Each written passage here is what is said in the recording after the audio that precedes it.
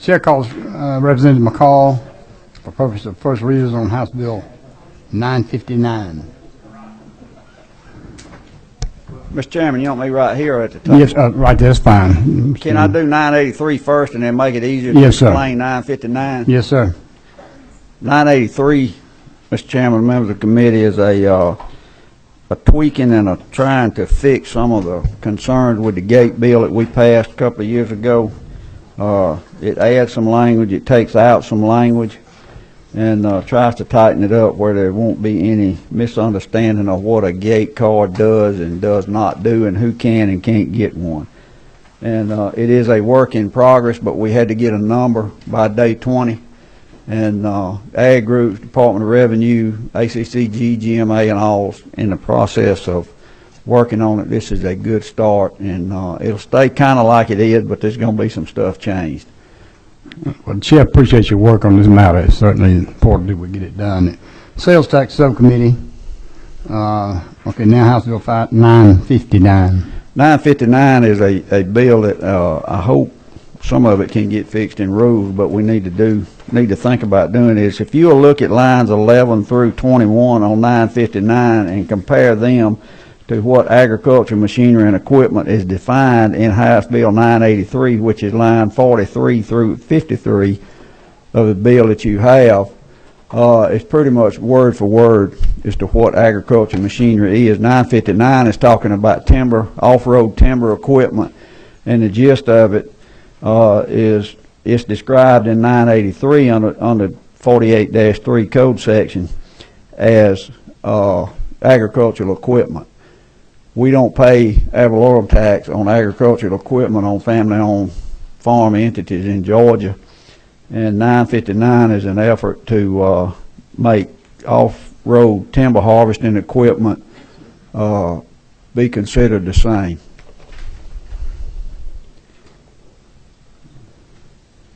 I guess it got left out when we were doing. I'm sorry, Mr. Chairman. I You fine? Temporarily distracted. What'd you say? I say 959 is an effort to make off-road timber harvesting equipment match up with the language in 48-3 this law now, and it's an effort to look at doing away with ad valorem tax on off-road timber harvesting equipment. Nothing to do with trucks or nothing like that. It's just it's a list on there. Thank you, Mr. Chairman. Thank y'all. Well, Mr. Chairman, we have a question from Representative Sims. To my good friend. Yes, sir. Friendly question. Is this for family-owned property or business-owned property? There's a question about it. Amy may know the ad valorem tax on farm equipment, the way I understand it, and I wasn't real clear on that when we first started this discussion, was for family-owned farm entities. Now, whether it is or is not that, I don't know yet because I'm getting it checked on. I don't know off the top of my head. Do you, Amy, or Mac, or any of y'all? I don't know. I know what you fixing to ask. For the question, you know, I mean, you're looking at folks like, you know, Rayonier and all these other folks, you know, that. This is mainly for folks like Representative Nimmer or Understand. Henderson Logan. I see Brother Nimmer's there with you. He's sitting there patting you on the back. He's helping you. Poor folks, that's what you're saying.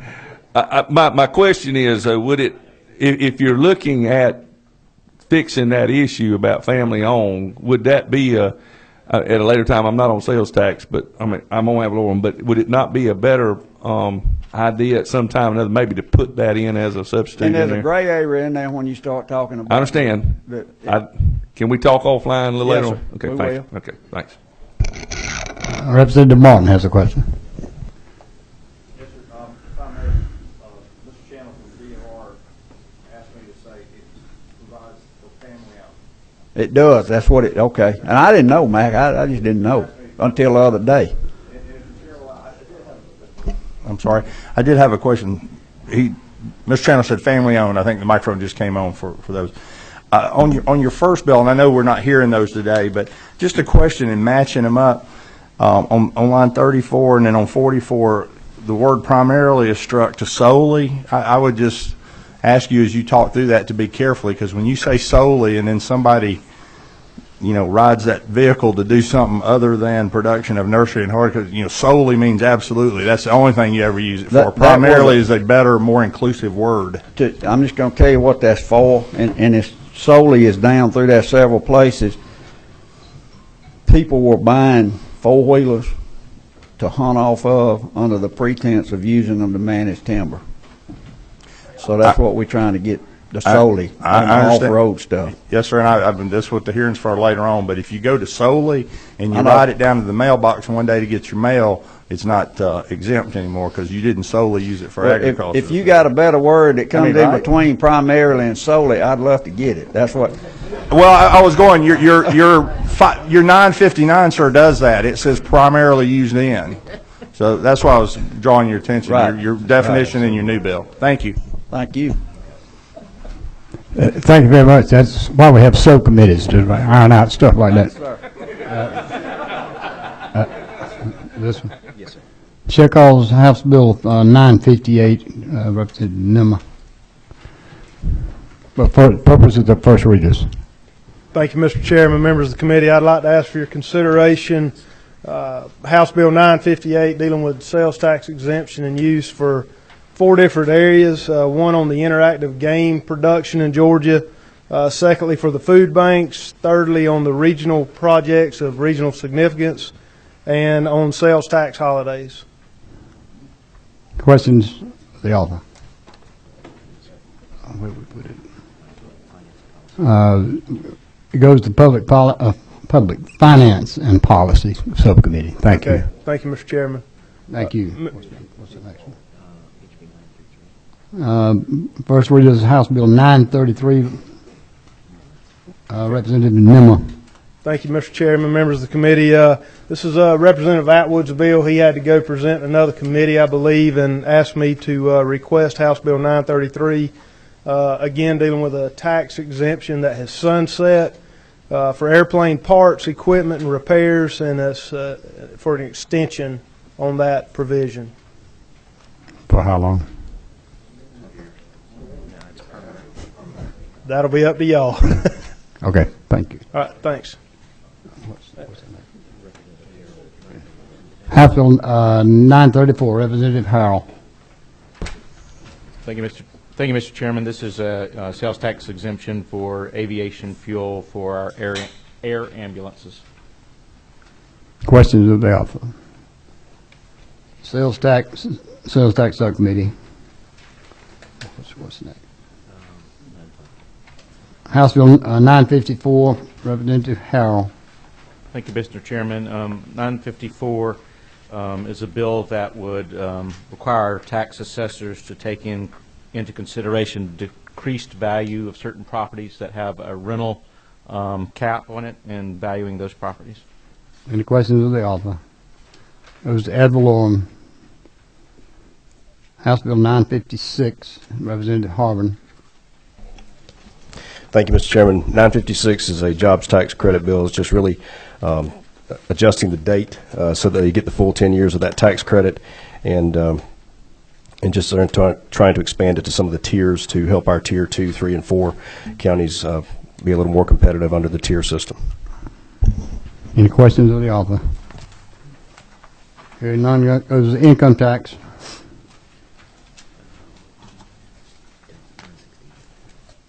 Check out House Bill 958, Representative Martin.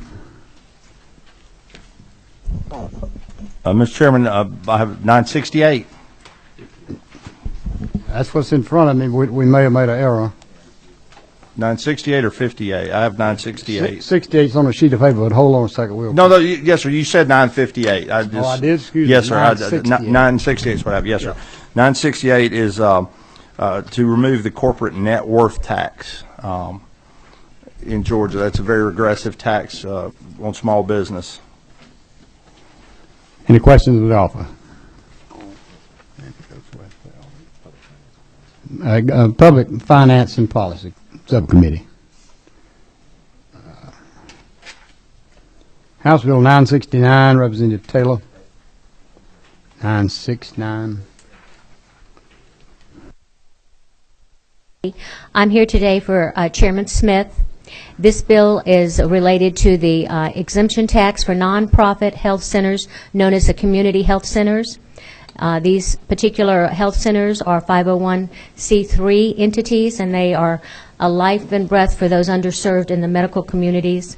We have 154 medically underserved communities, and for 36 years these clinics have been helping them. I asked you if you would consider this bill. Questions of the presenter? Hearing none, Sales Tax Subcommittee. Thank you. Thank you.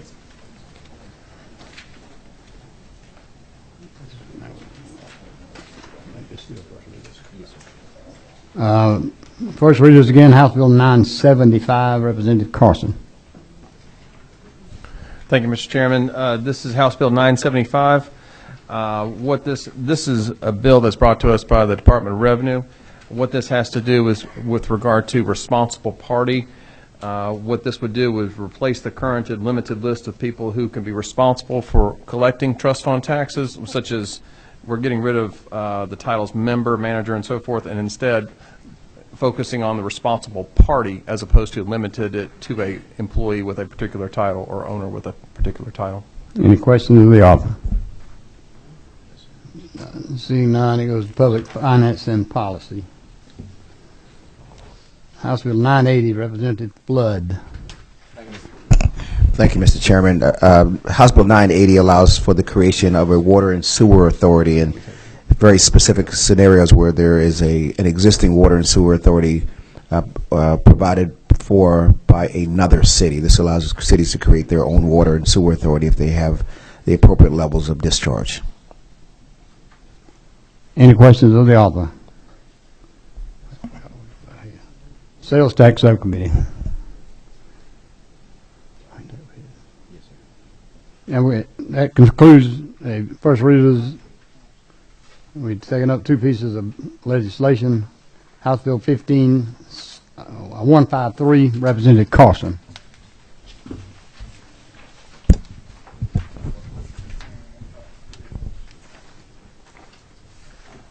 $153. House Bill 153, and I'm working on LC 343772S. What this does is, many of you know about this, I've talked to many of you about it, it's fractional SPLOST. It does three things. One, it allows counties to propose a SPLOST rate at less than 1% in increments of 1/20th of a cent. Second, if a county is going to do this, they must sign an intergovernmental agreement, an IGA, with each and every municipality in their county, so they're not, there was a wording we work on with our friends from Georgia Municipal Association. Third, this reduces the number of days from which the vote can be certified to the date that the tax can be put into effect. It reduces that from 80 days to 45 days, such that if a county wanted to, they would be able to have a vote the first week of November or what have you, certify the results, and still have time to, within that 45-day window period, to enact this the SPLOST tax. This is not changing what SPLOST can be spent on. It's still on capital projects and so forth, and it's still, we're maintaining that counties can only do one SPLOST at a time. You've heard the explanation of the bill. Questions from the subcommittee? Representative Sims. Thank you, Mr. Chairman. Representative Carson, on the percentage, this slippery slope, as you and I talked before, SPLOST was always intended to just do capital outlay, and it's my opinion that somewhere along the way, on down the road, this is going to impose on M&O. That's kind of the way things roll around here, and that's something I don't think SPLOST was ever intended to do. That's the slippery slope I think we get to. At some point we're starting to, we paid for this large capital project, some building, something that we've paid for, and now we do a half a cent to pay for the M&O on it later on, come back, change the bill at a later time. Of course, that's just, that's not here, that's not in this bill, but it's my concern about putting this forward as far as policy later on. And, you know, we'll have that debate at another time, but that's my actual opposition to the situation. Understood. Representative Battles. Thank you, Mr. Chairman. It's sometimes frightening when I start thinking like Representative Sims. But I had the same question that he did, and I do have some concerns about this. I think, in fact, it does lead to some unintentional consequences, and that bothers me with this piece of legislation. But again, I just reiterate what Representative Sims says, that this could be dangerous in certain ways.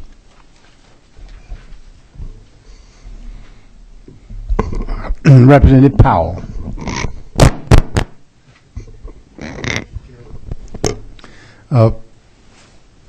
Representative Carson, the law already allows us, if we've got a project or a project list that will take less than the full SPLOST period to fund, that we can call for the SPLOST on a lesser period of time. Why don't we not just do that instead of starting to messing around with a tax that works and a tax that's computable and that everybody's accounting system is set up for, instead of starting to work with fractional pennies? Thank you, Mr. Chairman. Chairman Powell, I think what the objective here is to, when you have a capital project with outlays over a number of years, you match the funds that are coming in against your tax base to those projects, as opposed to front-loading the money all over a period of, say, 4 years or 3 years or so forth, if that would suffice for the projects that you foresee going on over the next higher number of years. As far as computable, a similar piece of legislation did pass the Senate last year. I believe this is a better bill on two fronts, not just because it's a House bill, but on two items. One, I've worked with the Department of Revenue on this, such that we're not computing any fraction less than a penny. We're using increments of a 20th of a cent, such that we could do a 1/4 cent, a 1/2 cent, 3/4 of a cent, so forth, as opposed to what the Senate did was any fraction less than a penny, and that could have 6 or 7 or more decimal points in that case. Furthermore,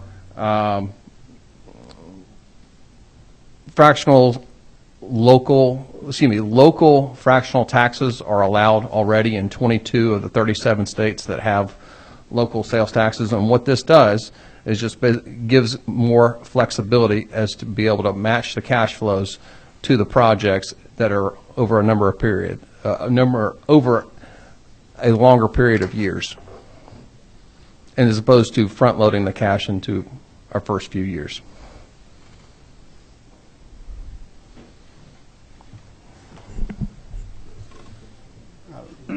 Representative Parsons. Representative Martin.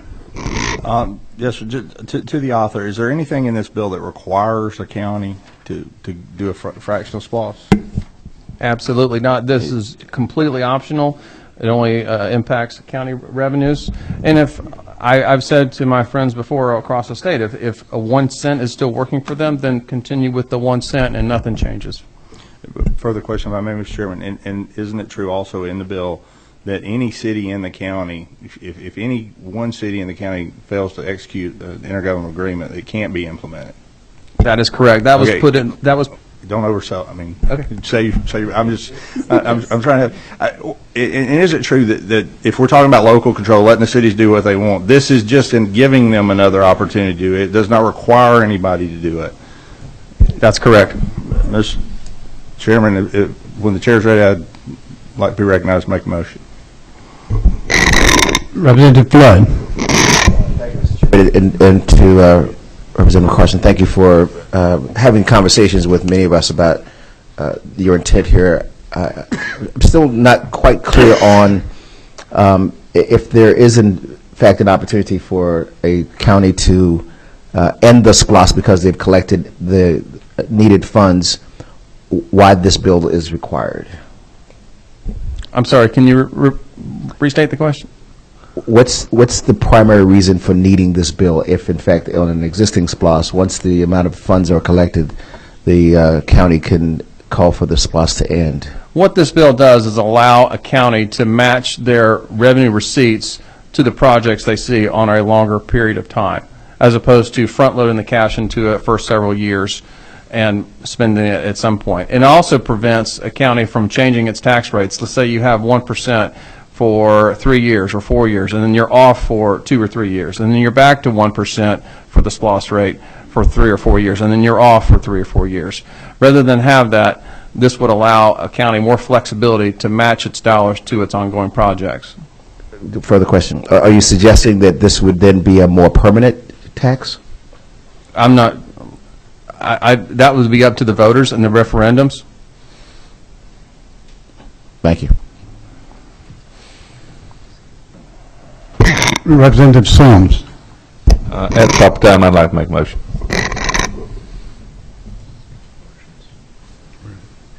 Are there any further questions by the committee of the author of the bill? As it relates to recognizing somebody for the motion, Representative Martin had requested it before you, Representative Sims, so I recognize Representative Martin. Oh, I'm sorry, you're not recognized. You're not talking about a motion. Okay, Chair recognizes Representative Sims. My motion, Mr. Chairman, is to table this until we can get a little more information as far as from GMA and some other folks. I moved to table. Motion for table. Why did his motion, his request take very long? Table. Table. Takes precedence. Yes, table takes precedent over adjourning. I think that's correct, unless voted differently. I wasn't You have to let Martin make his motion. Table will take precedence over the motion to pass. I would thought so, yeah. He can still, I have to recognize Martin. he can still recognize him for his motion after my associate motion. Motion to do what? He wants to do pass. Representative Martin, I'm told by a parliamentarian up here that need to recognize Representative Martin for purposes of a motion to approve the bill, and then recognize him for his motion. Mr. Chairman, Representative Martin. if I may, that was what I wanted to do, is make a motion to approve the bill, and then if the chair would recognize me, I'll make it brief, but a statement relative. I didn't want to debate the bill before we, or debate a motion before we had one, but if I could be, I would like to move do pass on the bill, and then be recognized for just a few seconds to tell you why.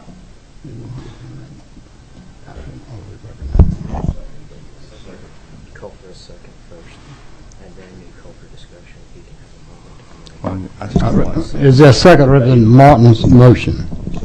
There is a second. Now's the correct time, Representative Martin, to discuss your motion. Thank you, Mr. Chairman, and I appreciate the chair's indulgence on that. I asked the questions of the author, but wanted to make a statement. I thought the appropriate time to make a statement on the bill was when we had a motion before us. Several people have talked about this in subcommittee. I am a former local elected official and would like to just share a situation whereby the gentleman makes a point that there can be negative arbitrage if you have to have a penny and that raises more than you need as you sell it. There can be a lot of reasons why it's better to take a half a penny for 10 years or a half a penny for 8 years rather than a whole penny for 4 or 5 years.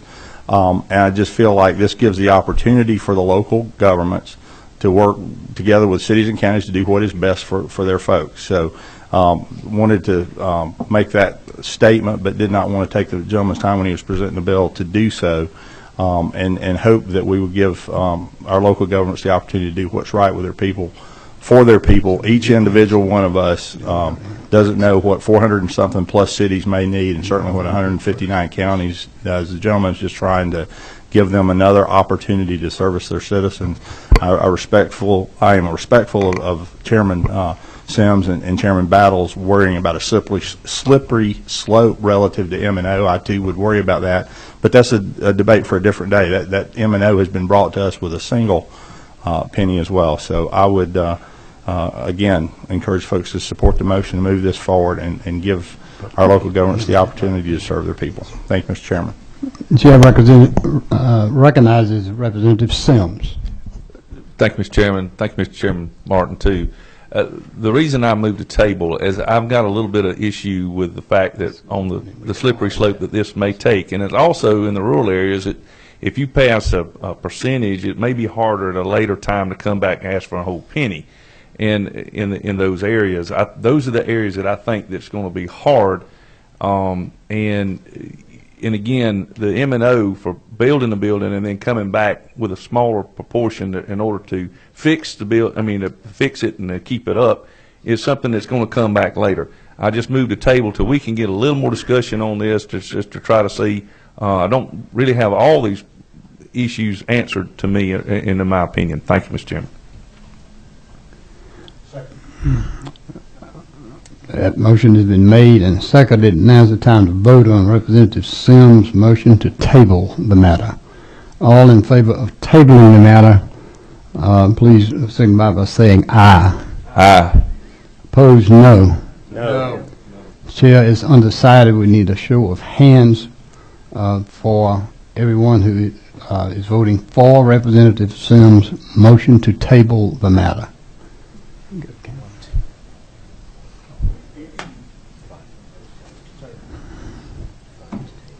5 to table. Those who are against the motion to table, please raise your hand.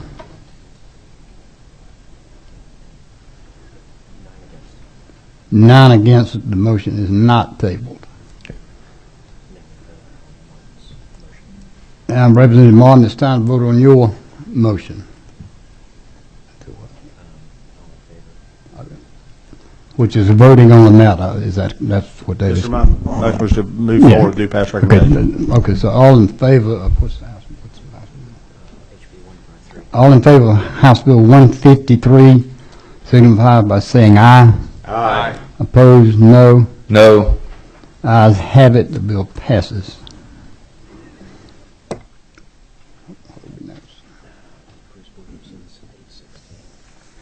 Next bill is House Bill 816, Representative Bruce Williamson. Thank you, Mr. Chairman. This bill is correct. An error that got put into the code several years ago, and what it would do is, what this bill does is it removes any possibility that sales tax be paid on postage when mail houses include a line item on their invoices showing a separate charge for the postage used in their mailings. What is it? This language comes, was proposed and suggested by the Department of Revenue. Okay. Happy to take any questions. Questions of the author of the bill? Representative Martin. I was just ready to move passage of this item. Well, let's give other members sir. of the committee an opportunity to ask any questions, if you don't mind. Representative Martin probably. He said it was the revenue bill, Mr. Chairman. I thought it was good. Any questions of the author of the bill, which is House Bill 816? Chair sees none. All those in favor of the passage of House Bill 816, signify by saying aye. Aye. Opposed, no. Bill passes. There is one more bill that we are not taking up because the author of the bill is not here, nor his designee, and that's House Bill 918. We'll take it up at our next regular scheduled meeting.